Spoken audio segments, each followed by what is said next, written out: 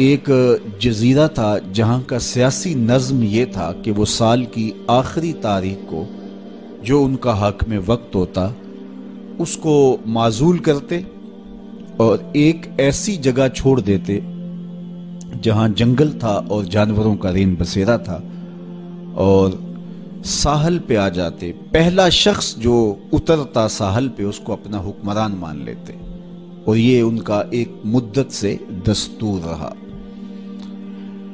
جو بھی تخت نشین ہوتا وہ بھول جاتا کہ سال کے بعد میرے ساتھ یہ کیا کریں گے، اور بلا تعامل وہ اعزاز و تکریم اور وقار کے ساتھ مسند نشین ہو جاتا اور عیش و عشرت کرتا۔ ایک دفعہ وہ اپنا حکمران جنگل کے سپرد کرنے کے بعد ساحل پہ آئے تو جو سب سے پہلا شخص ان کی دھرتی پر ان کے جزیرے پہ اترا وہ بڑا دانا بینا شخص تھا اور پیشے کے اعتبار سے تاجر تھا۔ تو انہوں نے اسے کہا کہ تم آج کے بعد ہمارے حکمران ہو۔ اس نے کہا میں تو تاجرانہ غرض سے آیا ہوں، میں تو اصول سلطنت کو، امور حکومت کو جانتا ہی نہیں ہوں۔ انہوں نے کہا یہ ہمارا دستور ہے، اور ساری کہانی سنائی کہ ہم سال بھر تخت پہ بٹھائے رکھتے ہیں، سال کی آخری تاریخ کو وہاں سے اٹھاتے ہیں اور دوسری جانب ایک جنگل ہے جہاں ہم اس کو پھینک آتے ہیں۔ تو یہ ہمارا ضابطہ ہے، تم نہیں بھی مانو گے تو ہم زبردستی تخت پہ باندھ کے بھی بٹھانا پڑا تجھے بٹھائیں گے۔ تو جب وہ مصر ہوئے تو اس نے کہا کہ مجھے یہ بتاؤ کہ سال بھر میری بات ماننے کے لیے تو آمادہ ہو گے؟ انہوں نے کہا کیوں نہیں، ہم سال بھر آپ کی بات ماننے کے لیے آمادہ ہوں گے۔ اس نے کہا ٹھیک ہے، میں تمہارا حکمران بننے کے لیے تیار ہوں۔ ہوتا یہ تھا جو تخت نشین ہوتا وہ بھول جاتا کہ سال کی آخری تاریخ کو میرے ساتھ کیا ہونے والا ہے۔ یہ پہلا شخص تھا، تخت نشین ہوتے ہی اس نے کہا کہ بلدیہ کے ملازمین بلائے جائیں، بلائے گئے۔ کہ فوج کے کمانڈوز بھی بلائے جائیں، وہ بھی بلائے گئے۔ اس نے ان کو کہا کہ تم جاؤ جنگل میں جہاں بادشاہوں کو پھینک کے آتے ہو اور وہاں کے موذی جانوروں کو کاٹ دو۔ بلدیہ کے ملازمین کو کہا کہ تم ان کے پیچھے جاؤ اور کانٹے دار جھاڑیاں کاٹو۔ وہاں معماروں کا ایک گروہ بھیجا کہ وہاں جا خوبصورت محل تعمیر کرو۔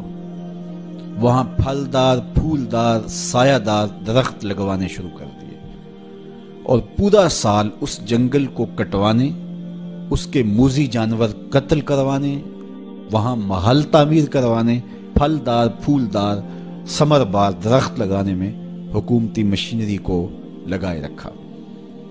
جب سال کی آخری تاریخ ہوئی تو ہوتا یہ تھا کہ جب بھی بادشاہ کے پاس وہ آتے کہ اب تجھے اس جنگل میں پھینکنے جا رہے ہیں تو وہ چیختا روتا، ہائے مجھے کدھر جا رہے ہو، میں تو موذی جانوروں کا لقمہ بن جاؤں گا، اور اس کو زنجیروں میں جکڑ کے اس جنگل میں پھینک کے آتے۔ وہ کہتے ہم نے پہلے دن آپ کو بتایا تھا۔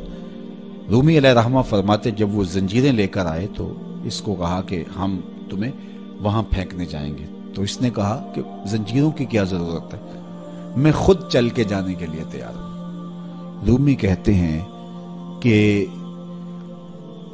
یہ یہاں بیٹھ کے تخت پہ اس فکر میں لگا رہا جہاں اس نے جانا تھا، اور اس کو پتا تھا کہ یہاں تو ایک سال بھر کے لیے آیا ہوں، تو میں نے تو پھر بقیہ ساری زندگی اس جنگل میں کاٹ دی ہے، اور وہاں بچھو ہیں، وہاں سانپ ہے، وہاں موذی جانور ہیں، وہاں بھیڑیے ہیں، چیرنے پھاڑنے والے درندے ہیں، وہاں کانٹے دار جھاڑیاں ہیں۔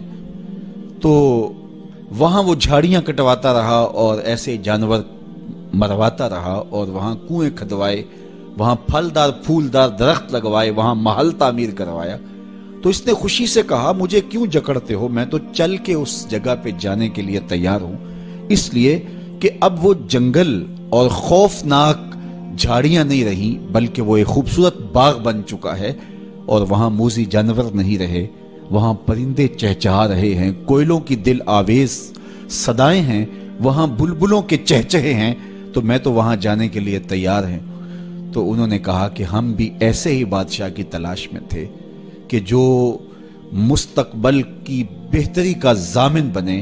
تو کہا کہ جناب آج سے ہم اپنا قانون بدلتے ہیں، آپ تخت پہ ہی رہیے، جس طرح جہاں جانا تھا وہاں کے لیے آپ نے پورا سال محنت کی اور اس کو گلزار بنا دیا، تو آپ تخت پہ بیٹھیے اور آج کے بعد آپ ہمارے مستقل حکمران ہیں اور اس ملک کو گلزار بنا دیجئے۔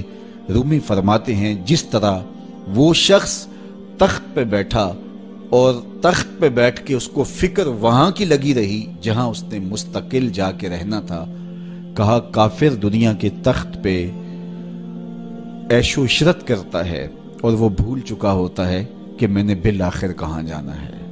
فاسق اور فاجر بھول چکا ہوتا ہے کہ اس نے کہاں جانا ہے، لیکن صالح مومن اس دنیا پر آرام سے نہیں بیٹھتا، اس کا سارا خیال، اس کی ساری توجہ وہاں ہوتی ہے جہاں اس نے جانا ہوتا ہے، اس لیے وہ یہاں بیٹھ کے قبر کے کیڑے مکوڑے ختم کرتا ہے، یہاں بیٹھ کر کے قبر کے سانپ کاٹتا ہے، یہاں بیٹھ کر کے اپنے اعمال کے لشکر بھیج کے وہاں کے بچھو ختم کرتا ہے، اور جب وہ اس دنیا سے رخصت ہوتا ہے تو القبر روضۃ من ریاض الجنہ، تو قبر جنت کے باغوں میں سے ایک باغ بن چکی ہوتی ہے۔ تو میرے رب نے کہا کہ ہر جان یہ دیکھے اس نے آنے والے کل کے لیے آگے کیا بھیجا ہے۔ پھر فرمایا واتقوا اللہ، اور اللہ سے ڈر جاؤ، ان اللہ خبیر بما تعملون، جو تم کرتے ہو تمہارا رب اس سے باخبر ہے۔